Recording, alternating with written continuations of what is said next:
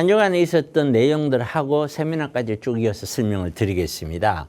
미국은 소비자 물가가 예상치보다 굉장히 높게 나왔습니다. 이 얘기도 제가 방송에서 누누이 얘기했죠. 곧 금리가 내려올 것처럼 얘기하는데 절대로 그렇지 않죠. 이 경제라는 것은 그렇게 하루아침에 그냥 폭망하고 그러면 경제가 무너져요. 폭망이지. 그렇기 전에는 금리가 그렇게 뚝뚝 쉽게 안 떨어진다. 그러니까 내년엔 작년만 하더라도 내년에 금리 떨어지면 올라가고 막 이런 식의 생각은 하지 말아라. 이걸 수도 없이 얘기를 했었는데 역시 아직까지는 소비자 물가가 생각보다는 높다는 거죠. 그래서 상승률이 3.1%달았다. 이 얘기는 금리 인하에 대한 기대가 찬물 곧 그래도 4, 5월 정도는 되지 않을까. 작년에는요. 빠르면 3월도 되지 않을까 이랬다가 이제 분위기는 빨라야 6월 정도부터 조금 시작이 되지 않을까 이렇거든요. 그러나 또 몰라요. 이 소비자 물가가 다음 달도 또 안 떨어지면요. 이젠 다시 7월 달, 8월 달로 또 미뤄지겠죠. 이런 것입니다. 그래서 충분히 아직까지 금리가 떨어져서 그 금리로 인해서 시장이 활성화되는 건 아직은 기대할 때가 아니다. 제가 보는 눈에는 금리로 인해서 시장이 기대가 되려면 몇 년 더 가야 된다고 저는 보거든요. 중국. 소비자 물가가 하락폭이 15년. 여기는 소비자 물가가 미국은 너무 높아서 경기가 너무 활황이라서 문제인데 중국은 너무 소비자 물가가 떨어져서 디플레이션이죠. 경기 침체예요. 그런 경기 침체가 문제예요. 주식이나 부동산 불안해서 지갑을 닫고 기존에 있던 주택 가격이 일제히 하락을 하고 디플레이션 경고음이 커지고 자 중국 경제가 계속해서 위험 신호를 보내고 있죠. 중국 경제가 위험 신호를 보낸다는 것은 세계 경제도 어려워질 것이고 또한 워낙 규모가 크고 세계 제2위 경제국이니까요. 또 거기에 바로 옆에 있는 우리 한국도 분명히 나쁜 영향을 받을 수밖에 없겠죠. 그래서 지금 전체적인 흐름을 보면서 우리나라의 부동산 시장이 어느 정도 좋아질 수 있느냐 그걸 살피는 거거든요. 현재 상태에서는 좋아질 수 있는 요건이 대외적인 여건은 없죠. 근데 국내를 봤더니 공사비가 너무 급증을 해서 정비 사업이 여기저기서 삐걱댄대요. 노량진 1구역도 이거 뭐 로얄 구역이라고 그랬는데 여기도 수주전이 시들해졌대요. 곧 이게 그만큼 공사비가 비싸니까 부동산 시장 자체가 쉽게 살아남기는 쉽지 않은 거예요. 이 자체가 정비 사업이. 혹자는 그렇게 얘기합니다.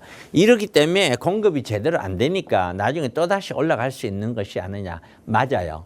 올라갈 수 있는 여건은 분명히 조성될 수 있어요. 그러나 지금 요것이 완전히 조성될 때까지는 몇 년의 시간 동안 더 이게 눌러져야 된다는 거죠. 그냥 쉽게 된다는 건 아니에요. 그리고 그 상황이 어떻게 될지는 지켜봐야 된다는 거예요. 이런 현상이 계속 빚어진다면 언젠가는 되겠죠. 언젠가는 다시 반등할 수 있는 힘을 더 키워나가지겠죠. 그러나 지금 당장 요거 열었다. 그러니까 이제는 사야 된다. 이거는 아니다는 거죠. 재건축이고 뭐고 그냥 팔게요. 엄마 아파트가 무섭게 빠졌다라는 뉴스가 나왔어요. 엄마 아파트 자체가 이미 사업성이 없는데 이 정도로까지 문제가 되는 거죠. 그래서 향후 부동산 시장은 전반은 하락, 후반은 약간 반등이 예상이 되고 역시 계속해서 구정이 지나도 차익형보다는 수익형으로 그리고 소형으로 해서 쉽게 할 수 있는 형태로 가야 된다. 그리고 남들이 막 피하는 상품이 어떤 것들이 있느냐. 또 뭐 예를 들어 개발을 목표로 한다면은 정말 그 지역에 대한 분석을 완전히 바탕하에 장기적인 투자로 들어가야 되겠죠. 그런 형태. 그래서 노후 대비 투자는 일반인들은 정말 더 어려워질 것이다. 일반인들은 정말 어려울 것이다.